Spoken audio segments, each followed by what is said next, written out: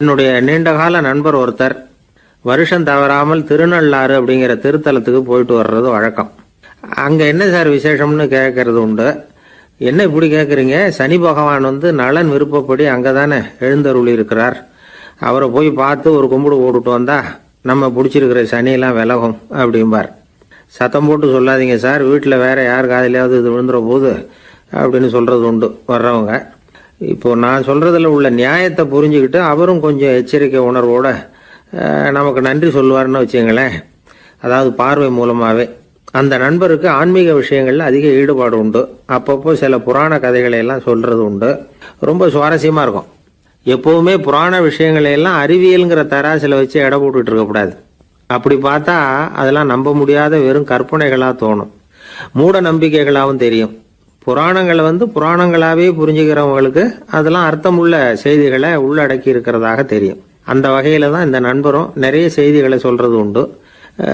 சனியை போல கொடுக்குறவனும் இல்லை, சனியை போல கெடுக்கிறவனும் இல்லை அப்படின்னு சோதிடர்கள் சொல்லுவாங்க. நாம் ஏதாவது ஒரு வம்புல மாட்டிக்கிட்டா பிடிச்சது சனி அப்படிங்கிறோம். ராவணன் எப்பேற்பட்ட வீரன், அவனே சனி பார்வைப்பட்டது தானே சங்கடப்பட ஆரம்பித்தான் அப்படின்னார் நண்பர். அது எப்படிங்கன்னு கேட்டேன். அவர் சொல்ல ஆரம்பித்தார். இந்த ராவணன் இருக்கானே, நவ கிரகங்களையும் பிடிச்சி கொண்டுட்டு தன்னுடைய சிம்மாசனத்தில் அப்படியே படிகளாக போட்டு வச்சுட்டானா, ஒவ்வொரு படியாக. பாவம் அந்த 9 தேவதைகளும் ஒவ்வொரு படியாக குப்புற கிடக்குறாங்க. நவக்கிரகம் நம்மளை ஆட்டி படைக்குதுன்னு நாம் சொல்லிட்டு இருக்கிறோம். ஆனால் அந்த நவக்கிரகங்களை ராவணன் எப்படி வச்சுருந்தான் பாருங்க. எல்லாரையும் சிம்மாசனத்துக்கு பக்கத்தில் படிப்படியாக போட்டு வச்சிருக்கிறான். காலை அது மேலே வச்சு தான் ஏறி போகணும். வேறு வழி இல்லாமல் எல்லாரும் குப்புற விழுந்து கிடக்குறாங்க. ராவணன் ஒவ்வொரு தடவையும் இவங்க முதுகில் அடி வச்சு ஏறி தான் அந்த சிம்மாசனத்துக்கு போகிறது வழக்கம். இப்படி நடந்துக்கிட்டு இருக்கிறது நாரதர் கண்ணில் பட்டுட்டு தான். அவர் சும்மா இருப்பாரா? யோசனை பண்ணார் என்ன செய்யலாம் அப்படின்னு. ஒரு முடிவு பண்ணிக்கிட்டு நேராக ராவணன் கிட்ட போனாராம். ராவணா, நீ நவக்கிரகங்களை பிடிச்சி கொண்டாந்து உன்னுடைய சிம்மாசனத்துக்கு படிகளாக போட்டு வச்சிருக்கிற, அது உன்னுடைய வீரத்தை காட்டுது. இருந்தாலும் ஒரு விஷயத்த நீ யோசிச்சு பார்க்கணும். ஒவ்வொரு தடவை நீ சிம்மாசனத்துக்கு போகும்பொழுதும் நவக்கிரகங்களின் முதுகல் அடி வச்சு நீ ஏறி போற, அது உனக்கு பெருமை கிடையாது. அவங்களுடைய மார்புல அடி வச்சு ஏறி போகணும், அதுதான் உனக்கு பெருமை அப்படின்னாரா. இவர் சொல்றதும் சரிதானே அப்படின்னு யோசிச்சிருக்கான் ராவணன். உடனே குப்புற கிடந்த நவக்கிரகங்களை திருப்பி மல்லாக்க போட்டான். அவங்க மார்புல அடி வச்சு மேலே ஏறி சிம்மாசனத்துக்கு போனானா. அப்படி போயிட்டு இருக்கும் பொழுது சனி பகவானின் பார்வை அவன் மேலே பட்டுதான். அவ்வளவுதான். என்னாச்சு தெரியுமா? சூர்பனகை தேடி வந்தா. சீதையோட அழகை பற்றி தன்னுடைய அண்ணங்கிட்ட சொல்ல ஆரம்பிச்சுட்டா. விவகாரம் ஆரம்பமாயிட்டது. அதுதான் சனியினுடைய வேலை அப்படின்னு சொல்லி இந்த கதையை சொல்லி முடிச்சார் என்னுடைய நண்பர். ஆக சனியின் பார்வை நம்ம பேல படாமல் பார்த்துக்கிறது தான் நல்லதுங்கிறீங்க அப்படின்னு. ஆமாம் சார், இப்போ கூட நான் உங்கள் வீட்டுக்கு வந்திருக்கிறதே ஒருத்தருடைய பார்வை என் மேலே படக்கூடாதுங்கிறதுக்காகத்தான் அப்படின்னார். யாருங்க அதுன்னு என்னுடைய மாமனார் சார். அவசரத்துக்கு அவர்கிட்ட கொஞ்சம் கடன் வாங்கிவிட்டேன். நம்ம மாப்பிள்ளை தானேன்னு சொல்லி அவர் விட்டு கொடுக்கறதுக்கு தயாராக இல்லை. இன்னைக்கு இப்போ அவர் எங்கள் வீட்டுக்கு வரக்கூடிய நேரம், அதுதான் அவர் பார்வையிலேருந்து படாமல் தப்பிக்கலாங்கிறதுக்காக இங்கே வந்துட்டேன் அப்படின்னார். பார்வை படணும்னு இருந்தால் பட்டு தான் தீரும் போல இருக்கு அப்படின்னா. என்ன சார் சொல்கிறீங்கன்னார் ஒன்றும் புரியாமல். நீங்கள் இங்கே தான் வருவீங்கன்னு அவருக்கு ஏற்கனவே தெரியும் போல இருக்கு. அதனால் உங்களுக்கு முன்னாடியே உங்கள் மாமனார் இங்கே வந்துட்டார். அதுவும் அந்த பீரோவுக்கு பக்கத்தில் தான் பின்னாடி மறைஞ்சு நின்றுட்டு இருக்கிறார் அப்படின்னு. ஒரு வயசான அம்மா ஒரு நாள் ஃபோன் பண்ணாங்க. ஐயா, நான் இந்த தகவல் நிகழ்ச்சியை தினமும் கேட்குறேன், உங்ககிட்ட ஒரு கேள்வி கேட்கணும் அப்படின்னாங்க. என்னங்க அப்படின்னோம்.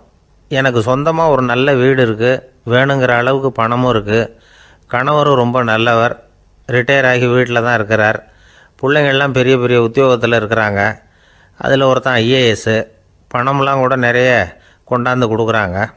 அப்படி இருந்தும் என் மனசில் நிம்மதி இல்லை, வாழ்க்கையில் ஒரு நிறைவு இல்லை அப்படின்னாங்க. ஏன்னு கேட்டோம். அதைத்தான் நான் உங்களை கேட்குறேன், ஏன் அப்படி அப்படின்னு திருப்பி கேட்குறாங்க. எங்களுக்கு ஒன்றும் புரியல. கொஞ்சம் நேரம் குழம்பி போயிட்டோம். இருந்தாலும் அதை அவங்கக்கிட்ட காட்டிக்காமல் கொஞ்சம் சாமர்த்தியமாக, ஏம்மா உங்கள் மனசில் நீங்கள் ஏதோ ஒன்று எதிர்பார்க்குறீங்க, அது நிறைவேறலை அப்படி தானே அப்படின்னு கேட்டோம். ஆமாம் அப்படின்னாங்க. அதுக்கப்புறம் அவங்கக்கிட்ட கொஞ்சம் மனம் விட்டு பேசுகிறப்போ தானாக விஷயம் வெளியில் வந்தது. அதாவது அவங்க பிள்ளைங்க பெரிய பெரிய உத்தியோகத்தில் இருக்கிறதுனால அவசரமாக பார்த்துட்டு ஓடுறாங்களாம். ஆசையாக அம்மான்னு கூப்பிட்டுக்கிட்டு கிட்ட உட்காந்து கொஞ்ச நேரமாவது என்கிட்ட பேசினா தானே என் மனசு கொஞ்சம் நிம்மதியாக இருக்கும். அது அவங்களுக்கு தெரிய மாட்டேங்குதே அப்படிங்கிறாங்க. இதுதான் அவங்களுடைய ஏக்கம். இந்த ஏக்கம் அந்த தாயின் மனசில் இருந்துக்கிட்டு இருக்குது. இப்படி மகனுடைய அன்புக்காக மட்டுமே ஏங்குற தாய்மார்கள் பல பேர் இருக்கிறாங்க இந்த உலகத்தில். இதை நினைக்கிறப்போ ஒரு வெளிநாட்டு நாடோடி கதை ஞாபகத்தில் வருது. அதாவது கடவுள் படைப்பு தொழிலில் ரொம்ப மும்முரமாக ஈடுபட்டுக்கிட்டு இருந்தாராம். மீன்களை படைச்சாராம், பறவைகளை படைச்சாராம், விலங்குகளை படைச்சாராம். அவருக்கு திருப்தி ஏற்படலை. அதுக்கப்புறம் மனிதர்களை படைச்சிருக்கிறார். அப்போவும் அவருக்கு மன நிறைவு ஏற்படலையா. கடைசியாக தன்னுடைய சக்தி முழுசையும் பயன்படுத்தி குறையே இல்லாத அளவுக்கு ஒரு படைப்பை உருவாக்கினாராம். அந்த உன்னதமான ஒரு படைப்பு அதுதான் பெண், அதாவது தாய். இப்படி உருவாக்கி எல்லாரையும் இந்த உலகத்தில் விட்டுவிட்டாராம். அதுக்கப்புறம் கொஞ்ச காலம் கழித்து தன்னுடைய தேவியை அழைச்சிக்கிட்டு இந்த பூலோகத்துக்கு வந்திருக்கிறார். தன்னுடைய குறையில்லாத படைப்பாகிய பெண்ணை பார்த்தாராம். ஏம்மா, உனக்கு இன்னும் ஏதாவது குறை இருந்தால் சொல்லு, அதையும் நிவர்த்தி பண்ணி விடுறேன் அப்படின்னாராம். அந்த அம்மா பார்த்துருக்காங்க. சுவாமி, எனக்கு நீங்கள் கொடுத்துருக்கிறது 2 கை. என்னுடைய பிள்ளைகளுக்கு சேவை செய்கிறதுக்கு இந்த 2 கை பத்தலை. அதனால் இன்னும் ஒரு 2 கை கொடுத்தா தேவலை அப்படின்னாங்களாம். கடவுள் பார்த்தார். அதனால் என்ன, அப்படியே செஞ்சு விடலாம், இதோ அதுக்கான வரம் கொடுத்துட்டேன் அப்படின்னார். அந்த அம்மாவுக்கு இப்போ 4 கை ஆகிட்டுது. 4 கையாலேயும் குழந்தைகளுக்கு சேவை செய்ய ஆரம்பிச்சுட்டாங்க. கடவுள் திருப்தியாக திரும்பி போனார். அதுக்கப்புறம் கொஞ்ச காலம் கழித்து மறுபடியும் திரும்பி வந்தார் தேவியோட. பெண்ணை பார்த்தார். இப்போ என்னம்மா சந்தோஷந்தானே அப்படின்னாராம். அதுக்கு அந்த அம்மா, சந்தோஷந்தான், இருந்தாலும் இப்போ எனக்கு இருக்கிற 2 காலும் போதில்லை, இன்னும் ஒரு 2 கால் இருந்தால் தேவையில்லை, நிறைய ஓடி ஆடி பிள்ளைகளுக்காக வேலை செய்ய வேண்டியிருக்குது அப்படின்னாங்களாம். சரின்னு சொல்லி 4 கால் இருக்கிறது மாதிரி செஞ்சுட்டு போயிட்டார் கடவுள். மறுபடியும் கொஞ்ச நாள் கழித்து தேவி சொன்னாங்க கடவுள்கிட்ட, நீங்கள் என்ன தான் முயற்சி பண்ணினாலும் முழுமையான ஒரு படைப்பை உங்களால் உருவாக்க முடியாது, அப்படி தான் நான் நினைக்கிறேன் அப்படின்னாங்களாம். அப்படியா சொல்கிறேன், வா அந்த பொண்ணை பார்த்துட்டு வருவோம் அப்படின்னு புறப்பட்டு இங்கே வந்தாங்களாம். இங்கே பார்த்தா 4 கால் 4 கையோடு அந்த பொண்ணு ஒரு செவுத்தில் சாஞ்சி உட்காந்து அழுதுகிட்டு இருக்குது.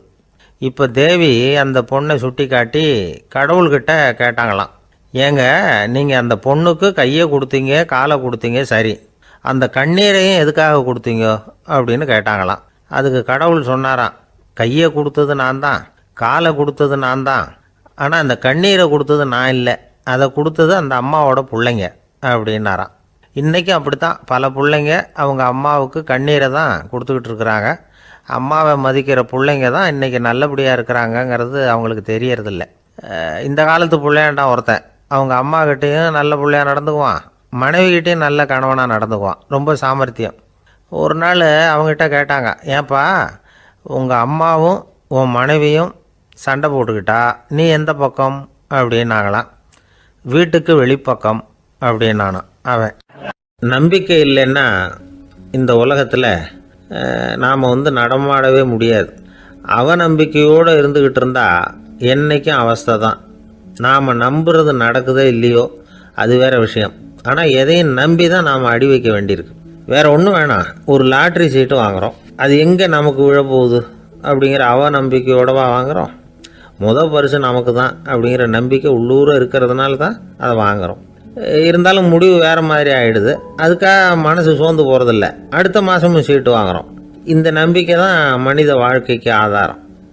ஒரு கடையில் போய் டீ சாப்பிட்றீங்க, அந்த டீ நல்ல டீ தானா, அதில் விஷம் கலந்துருக்குமா அப்படிங்கிற சந்தேகம் வந்துட்டுதுன்னு வச்சுங்க. அதுக்கப்புறம் அதை எப்படி நீங்கள் சாப்பிட முடியும்? நம்பி தான் சாப்பிட்ணும். ரயில் ஒழுங்காக போய் சேருங்கிற நம்பிக்கை இருக்கிறதுனால தான் அதில் ஏறி உட்காடுறோம். லெட்டர் ஒழுங்காக போய் சேருங்கிற நம்பிக்கை இருக்கிறதுனால தான் பெட்டியில் போடுறோம். சரி, நம்ம கதையெல்லாம் நம்மளோட இருக்கட்டும். மனித நம்பிக்கை எந்த அளவுக்கு உறுதியாகவும் அறிவுபூர்வமாகவும் இருக்கணுங்கிறதுக்கு அலெக்சாண்டர் வாழ்க்கையில் நடந்த ஒரு சம்பவத்தை உதாரணமாக சொல்லலாம். இந்த உலகத்தையே ஜெயிக்கணும்னு புறப்பட்டார் அலெக்சாண்டர். ஒரு கட்டத்தில் அவர் சிட்னஸ் நதி கரைக்கு சேர்ந்தார். அந்த சமயத்தில் அவருக்கு கடுமையான நோய் வந்துட்டுது. அவர் கூடவே வந்திருந்த கிரேக்க வைத்தியர்கள் என்னென்னமோ முயற்சியெல்லாம் பண்ணி பார்த்தாங்க. இருந்தாலும் அலெக்சாண்டருக்கு வந்திருக்கிறது என்ன நோய்ங்கிறத அவங்களால கண்டுபிடிக்க முடியல. ஏன்னா அந்த பகுதியில் உள்ளவங்களுக்கு மட்டுமே அதிகமாக வரக்கூடிய ஒரு வினோதமான நோயாக இருந்தது அது. ஆனால் அவர் இருக்கிற இடம் எதிரியோட இடம். பாரசீக மன்னனோட ஆளுகைக்கு உட்பட்ட இடம். என்ன பண்ணுறது அப்படின்னு எல்லாரும் யோசனை பண்ணாங்க. பாரசீக மன்னனோட அரண்மனையில் இருக்கிற வைத்தியர் வந்தால் இந்த நோயை குணப்படுத்தி விடுவார் அப்படின்னு சொன்னாங்க. இருந்தாலும் எதிரியோட நாட்டில் இருக்கிற வைத்தியரை கூப்பிட்டு எப்படி நம்பி வைத்தியம் பார்க்க சொல்கிறது அப்படின்னு சொல்லி எல்லாரும் தயங்கினாங்க. ஆனால் அலெக்சாண்டர் தயங்கலை. பரவாயில்ல, அழைச்சிட்டு வாங்கன்னு விட்டார். உடனே அவரை போய் அழைச்சிட்டு வந்துட்டாங்க. அவர் வந்தார். அலெக்சாண்டர் உடம்பை பரிசோதனை பண்ணி பார்த்தார். சரி, இதை குணப்படுத்தி விடலாம், பயப்பட வேண்டியதில்லை. ஆனால் இதுக்கு ஒரு மூலிகை ரசம் தயார் பண்ணி கொடுக்கணும். நான் போய் அதை தயார் பண்ணிவிட்டு 2 நாளில் திரும்பி வந்துடுறேன் அப்படின்னு சொல்லிவிட்டு போனார் அந்த வைத்தியர். அதே மாதிரி 2 நாளில் திரும்பி வந்தார் மூலிகை ரசத்தோட. இதுக்கு இடையில் அலெக்சாண்டரோட தளபதிகளில் ஒருத்தர் ரகசியமாக ஒரு எச்சரிக்கை கடிதம் கொடுத்து அனுப்பியிருக்கிறான். அதை வாங்கி என்ன விஷயம்னு பார்த்தார். இப்போ உங்ககிட்ட வந்திருக்கிற எதிரி நாட்டு வைத்தியரை நம்பாதீங்க, அவன் கொண்டுகிட்டு வந்திருக்கிற மூலிகை ரசத்தில் விஷம் கலந்துருக்குது அப்படின்னு அதில் எழுதியிருக்கு. அதை பார்த்தார் அலெக்சாண்டர். இருந்தாலும் கொஞ்சம் கூட அலட்டிக்கலை. வைத்தியர் கொடுத்த மருந்தை வாங்கி கடகடன்னு குடிச்சுட்டு அதுக்கப்புறம் அந்த கடிதத்தில் இருந்த விஷயத்தை அந்த வைத்தியர்கிட்ட சொன்னார். வைத்தியர் தகைச்சு போயிட்டார். தன் மேலே அலெக்சாண்டர் வச்சிருக்கிற நம்பிக்கையை பார்த்து அவருக்கு ரொம்ப வியப்பு. வைத்தியர் உண்மையிலேயே நல்ல மருந்து தான் கொண்டுகிட்டு கொடுத்துருக்கிறார், அதில் விஷம்லாம் எதுவும் கலக்கலை. அதுக்கப்புறம் அலெக்சாண்டர் அந்த வைத்தியரை பார்த்து சொன்னாராம், நம்பிக்கைங்கிற அச்சாணியை ஆதாரமாக வச்சுக்கிட்டு தான் இந்த உலகம் சுற்றிக்கிட்டு இருக்குது. எனக்கு எதிரியாக இருந்தாலும் பாரசீக மன்னர் ரொம்ப பெரியவர். அப்பேற்பட்ட மன்னருடைய அரண்மனை வைத்தியர் தொழில் நேர்மை இல்லாதவராக இருக்க மாட்டார். அப்படி இருந்தால் அவரை அரண்மனை வைத்தியராக வச்சிருக்கவே மாட்டாங்க அப்படின்னு நம்பினேன். என்னுடைய நம்பிக்கை வீண் போகலை அப்படின்னாராம். இதுதான் மானுட நம்பிக்கைங்கிறது. இந்த காலத்துலேயும் இது மாதிரி இந்த மானுட நம்பிக்கையை ரொம்பவும் சாமர்த்தியமாக கையாளுகிற கெட்டிக்காரங்க சில பேர் இருக்கிறாங்க. இந்த காலத்து குரு, அவருக்கு ஒரு சிஷ்யன். குரு முன்னாடி அந்த சிஷ்யன் ரொம்ப பணிவாக நின்று, குருவே, உங்கள் கையால் விஷத்தை கொடுத்தாலும் அதை வாங்கி மடமடன்னு குடிச்சிருவேன் அப்படின்னா. உன்னுடைய குரு பக்தியை மெச்சினேன் அப்படின்னார் குரு.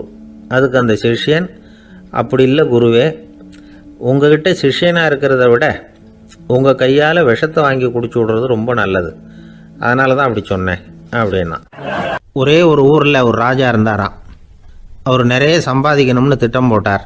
தனக்காக சம்பாதிக்கணும்னு நினைக்கல, தன்னுடைய நாட்டுக்காக சம்பாதிக்கணும் அப்படின்னு நினைச்சார். அரசாங்க கருவூலத்தில் கையிருப்பு குறைச்சலாக இருந்தது. மக்கள்கிட்ட வரி விதிச்சாகணும், வேற வழி இல்லை. ஆனாலும் அந்த ராஜா மக்கள் கஷ்டப்படக்கூடாது அப்படின்னு நினைக்கிறவர். மக்கள் வரியையும் கட்டணும், அதே நேரத்தில் அவங்க சிரமப்படவும் கூடாது. இதுக்கு தகுந்த மாதிரி ஒரு திட்டம் போட்டார். அது பிரகாரம் என்ன பண்ணார்னா, அந்த நாட்டில் ஒரு 3 பெரிய குளங்களை தோண்டினார். அது நிறைய தண்ணீரை நிரப்புனார். அதுக்கப்புறம் எங்கேயோ தேடி பிடிச்சி 3 விதமான மீன்களை கொண்டுகிட்டு வந்தார். அந்த 3 குளங்கள்லையும் விட்டார். அதை ஒவ்வொரு குளத்துலேயும் ஒவ்வொரு விதமான மீன்கள். அந்த மீன்களுக்கு அபூர்வமான ஒரு சக்தி உண்டு.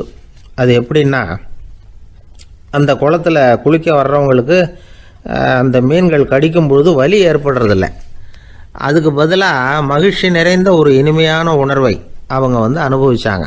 அது எப்படின்னா, இந்த முதல் குளத்தில் இருந்த மீன்களால் கடிக்கப்படும் பொழுது ஒரு விதமான இன்ப மயக்கத்தில் திளைச்சிருக்கிறது மாதிரி உணர்வு. இந்த 2வது குளம் இருக்க, அதில் இருக்கிற மீன் கடிச்சதுன்னு வைங்க, மக்களுக்கு எப்படி இருக்கும்னா, கால்களே தரையில் படாமல் அப்படியே ஆகாயத்தில் மிதக்கிறது மாதிரி ஒரு உணர்வு. அதை அனுபவிக்கிறாங்க. 3வது குளத்தில் இருக்கிற மீன் கடிச்சதுன்னா அவங்கெல்லாம் அப்படியே கோடீஸ்வரராக மாறிட்டதாக ஒரு உணர்வு. அதை அவங்களால அனுபவிக்க முடியுது. இப்படி ஒரு அபூர்வமான மீன் அது, அந்த 3 வகை. இப்படி இருந்தால் மக்கள் அந்த குளங்களில் குளிக்கிறதுக்கு ஆசைப்படாமல் இருப்பாங்களா? அதனால் கூட்டமாக அலமோத ஆரம்பிச்சிட்டாங்க. ஒவ்வொரு குளத்தின் கரையிலேயும் கியூ வரிசையில் நிற்க ஆரம்பிச்சிட்டாங்க. அந்த நாட்டு மன்னர் என்ன பண்ணார்னா, ஒவ்வொரு குளத்தங்கரையிலையும் ஒரு ராஜாங்க அதிகாரியை உட்கார வச்சார். டிக்கெட்டை அடித்து கொடுத்தார். குளிக்க வர்றவங்க கிட்ட ஒரு குறிப்பிட்ட தொகையை கட்டணமாக வசூலிக்க ஆரம்பித்தார். அவ்வளவுதான். அரசாங்க கருவூலம் நிரம்ப ஆரம்பிச்சுட்டுது. ராஜாங்கத்துக்கு தேவையான பணம் கிடைச்சிட்டுது. இது ஒரு கதை. இதை பற்றி என்ன நினைக்கிறீங்க? அதாவது மக்களுக்கு சுமை தெரியாமலே வரி வசூல் பண்ணுறது நல்லது தானே அப்படின்னு நினைப்பீங்க. ஆனால் இன்றைக்கும் உலகத்தில் பல அரசாங்கங்கள் இதே மாதிரி 3 குளங்களை வெட்டி வச்சிருக்குது. மக்களும் அதில் குளிச்சுக்கிட்டு தான் இருக்கிறாங்க. அது எப்படிங்கிறீங்களா? அந்த முதல் குளம் தான் சினிமா தியேட்டர். அதில் குளிக்கிறவங்க தான் ஒரு விதமான இன்ப மயக்கத்தில் தெளிச்சிருக்கிறது மாதிரியான உணர்வை அனுபவிக்கிறவங்க. ரெண்டாவது குளம் தான் சாராய கடை. இந்த குளத்தில் குளிக்கிறவங்க தான் கால்களே தரையில் படாமல் ஆகாயத்தில் மிதக்கிறது மாதிரி உணர்வை அனுபவிக்கிறவங்க. மூணாவது குளம் லாட்ரி டிக்கெட். இதில் குளிக்கிறவங்க தாங்கள் அப்படியே கோடீஸ்வரர்களாக மாறினது மாதிரி ஒரு உணர்வு, அதை அனுபவிக்கிறவங்க. இன்றைக்கி பல நாடுகள் இந்த குளங்களை பயன்படுத்திக்கிட்டு தான் வராங்க. ஒரு பூவில் வண்டு உட்காருது, அதில் இருக்கிற தேனை வண்டு எடுக்குது. இந்த சமயத்தில் அந்த பூவுக்கு வலிக்குமா? அதுக்கு வலிக்கிறது இல்லை. அந்த பூவோட மலர்ச்சியும் வளர்ச்சியும் குன்றி போகிறதும் கிடையாது. ஒரு ராஜா மக்கள்கிட்ட வரி வசூல் பண்ணும் பொழுது மக்களுக்கு சிரமமும் தெரியக்கூடாது, அதே நேரத்தை அதனால் அவங்க வாழ்க்கையும் கெட்டு போயிடக்கூடாது. அது மாதிரி வரி வசூல் பண்ணணுமா.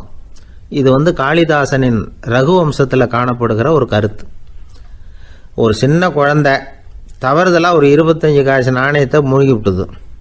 காசு வயத்துக்குள்ளே போயிட்டுது. அந்த குழந்தையோட தாய் உடனே குழந்தைய தூக்கிட்டு ஆஸ்பத்திரிக்கு புறப்பட்டாங்க. அப்போ அந்த பக்கமாக ஒருத்தர் வந்தார் தெருவில். என்ன விவரம்னு கேட்டார். இவங்க சொன்னாங்க, குழந்தை காசை முழுங்கிட்டுது, அதுதான் அவசரமாக ஆஸ்பத்திரிக்கு தூக்கிட்டு ஓடுறேன் அப்படின்னாங்க. அவர் சொன்னார், கவலைப்படாதம்மா, உடனே இப்படி கொடுங்க குழந்தைய அப்படின்னு கையில் வாங்கினார். ஒரு கையில் அந்த குழந்தையோட கால் ரெண்டையும் பிடிச்சி தலைகீழாக தூக்கி பிடிச்சார். இன்னொரு கையால் அந்த குழந்தையோட வயத்தில் குறிப்பாக ஒரு இடத்துல அப்படியே தேடி அந்த சுட்டு விரலால் ஒரு இடத்துல பொட்டுன்னு தட்டினார். உடனே காசு அந்த குழந்தையோட வாய் வழியாக வெளியில் விழுந்துட்டுது. காசை எடுத்துக்கிட்டு, இந்தாங்கம்மா உங்கள் குழந்தை அப்படின்னார்.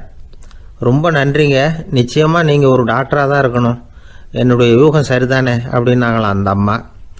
அதுக்கு அவர், இல்லைங்க, நான் ஒரு இன்கம் டேக்ஸ் ஆஃபீஸர், வருமான வரி அதிகாரி அப்படின்னு சொல்லிவிட்டு போனாராம். ஒரு மனிதர் அவர் யாருக்கிட்டே தொலைபேசியில் பேசிகிட்டு இருக்கிறார். கொஞ்சம் தூரத்தில் நாம் நிற்கிறோம். எட்டத்தில் இருந்துக்கிட்டு அவரை கவனிக்கிறோம், அவர் ஃபோனில் பேசுகிறத. அவர் பேசுகிற வார்த்தைகள் என்ன அப்படிங்கிறது நம்ம காதில் விழலை. ஆனாலும் அவர் பேசிக்கிட்டு இருக்கிறது நல்ல செய்தியா கெட்ட செய்தியா அப்படிங்கிறத நம்மளால் யூகிக்க முடியும். மகிழ்ச்சியான செய்தியை பேசும்போது முகம் மலருது, புன்னகை பூக்குது. இதில் ஒன்று நீங்கள் கவனிக்கணும், தொலைபேசியில் நாம் பேசுகிறப்போ நம்மோட பேசுகிறவர் எதிரில் இல்லை. அவர் தொலைபேசி வழியாக நம்ம குரலை மட்டும்தான் கேட்க போகிறார், நம்ம முகத்தை அவர் பார்க்க போகிறதில்ல. அப்படி இருந்தும் அப்போ நம்ம முகம் ஏன் மலரணும் அப்படின்னா, இதுதான் உடல் மொழி, பாடி லாங்குவேஜ் அப்படின்னு சொல்கிறாங்க. நம்ம அறியாமலேயே நம்ம உடம்பு செய்திகளை தெரிவிக்குது பாருங்க, அதுதான் உடல் மொழி. ஒரு மனிதர் தொலைபேசியில் பேசிக்கிட்டு இருக்கிறத நீங்கள் தூரத்தில் இருந்து கவனிச்சுக்கிட்டே அவர் நண்பரோட பேசுகிறாரா, மனைவியோட பேசுகிறாரா, குழந்தையோட பேசுகிறாரா, இல்லை மேல் அதிகாரிகிட்ட பேசுகிறாரா, அல்லது அவருக்கு கீழே பணிபுரிகிறவர்கள்கிட்ட பேசுகிறாரா அப்படிங்கிறத கண்டுபிடிக்கலாம். அதுக்கு காரணம் அவருடைய உடல் மொழி. இந்த உடல் மொழி கூட நம்ம வாழ்க்கையின் முன்னேற்றத்துக்கு பயன்படும். இதை பற்றியெல்லாம் கூட சில நிபுணர்கள் ஆராய்ச்சி பண்ணி பார்த்துருக்குறாங்க. அவங்க சில விவரங்களை சொல்கிறாங்க. குறிப்பாக ஒருத்தர் தன்னுடைய நாற்காலியில் கிட்டத்தட்ட படுத்துக்காத குறையாக உட்காந்துருக்கிறாருன்னு வச்சுக்கோங்க. எதிர இருக்கிறவர் பேசுறது அவருக்கு பிடிக்கலன்னு அர்த்தமா. தலையை சொரிஞ்சிக்கிறது, வேற வேற திசைகளில் பார்க்கறது, கொட்டாவி விடுறது, கால்களை மாற்றி போட்டு உட்கார்றது, களைப்பா கை விரல்களை அப்படியே பின்னிக்கிறது, அடிக்கடி கடிகாரத்தை பார்க்கறது, இப்படிலாம் ஒருத்தர் பண்ணிக்கிட்டு இருக்கிறாருன்னா நாம் கூடிய சீக்கிரம் அந்த இடத்த விட்டு எழுந்திரிச்சு வந்துடுறது நல்லது. ஏன்னா இதெல்லாம் அவருடைய சலிப்பு, சோர்வு, ஆர்வமின்மை இதுக்கு அடையாளங்கள். நம்முடைய பேச்சு அவரை சலிப்படைய வச்சுட்டதுன்னு அர்த்தம். அவர் ரொம்பவும் சோர்ந்து போயிட்டாருன்னு பொருள். நம்முடைய பேச்சில் அவருக்கு ஆர்வம் இல்லைன்னு அர்த்தம். அதே நேரத்தில் நாற்காலியின் நுனியில் அமர்ந்து உடலை முன்னுக்கு நகர்த்தி எதிர இருக்கிறவரின் கண்களை பார்த்துக்கிட்டே பேசினாலும் சரி, அல்லது பேச்சை கேட்டாலும் சரி, உங்கள் பேரில் மற்றவங்களுக்கு உள்ள பிடிப்பு அதிகரிக்கும். நாம் எப்படிப்பட்டவருங்கிறத நம்ம உடம்பும் நடை உடை பாவனையும் அடுத்தவங்களுக்கு காட்டி கொடுத்துரும். உங்கள் உடம்பு, உங்கள் பார்வை, நடை, உட்கார்ற விதம், இதை வச்சுக்கிட்டே நீங்கள் பொறுப்புள்ளவரா, முரடரா, அலட்சியமானவரா, மரியாதை தெரிஞ்சவரா, அடக்கமானவரா, நம்பிக்கைக்கு உரியவரா, நாணயம் இல்லாதவரா, பயந்தவரா, திறமசாலியா, அப்பாவியா அப்படிங்கிறதையெல்லாம் கண்டுபிடிச்சிடலாம். அதனால் இந்த உடல் மொழியை புரிஞ்சுக்கிட்டு நம்மளை கொஞ்சம் சரிப்படுத்திக்கிட்டோம்னா வாழ்க்கையில் சுலபமாக பல காரியங்களை சாதிக்க முடியும். ஒரு மனநல மருத்துவமனை, அங்கே ஒருத்தர் ஒரு நாற்காலியில் உட்காந்துக்கிட்டு கார் ஓட்டுறது மாதிரி அப்படியே பாவனை பண்ணிகிட்டு இருந்தார். ஸ்டியரிங்கை திருப்புறது மாதிரி, பின்னாடி வர்ற வண்டியை நிற்க சொல்கிறது மாதிரி, அப்புறம் இவர் ஒதுங்கிக்கிட்டு அவருக்கு வழி விடுறது மாதிரி இப்படிலாம் சேட்டைகள் பண்ணிக்கிட்டு இருந்தார் மனநல மருத்துவமனையில். இதை பார்த்துக்கிட்டு இருந்த ஒருத்தர் பக்கத்தில் இருந்த இன்னொருத்தர்கிட்ட கேட்டார், இவர் ஏன் இப்படி பண்ணுறாரு, இவருக்கு ஏன் அப்படி வந்தது நிலைமை அப்படின்னு சொல்லி அவர் விசாரித்தார். அப்போ அவர் விவரம் சொன்னார். வேற ஒன்றும் இல்லைங்க, இவருக்கு கார் ஓட்டணும்னு ஆசை ரொம்ப காலமாக, அது நிறைவேறாமல் போயிட்டுது.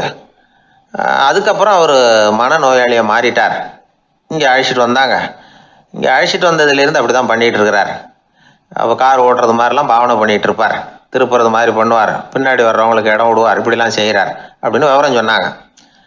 நீங்கள் சொல்லக்கூடாதா, இப்போ நீங்கள் கார் ஓட்டல வெறும் நாற்காலியில் தான் உட்காந்துருக்குறீங்க அப்படின்னு நீங்கள் சொல்லக்கூடாதா அவருக்கு அப்படின்னு கேட்டாங்க.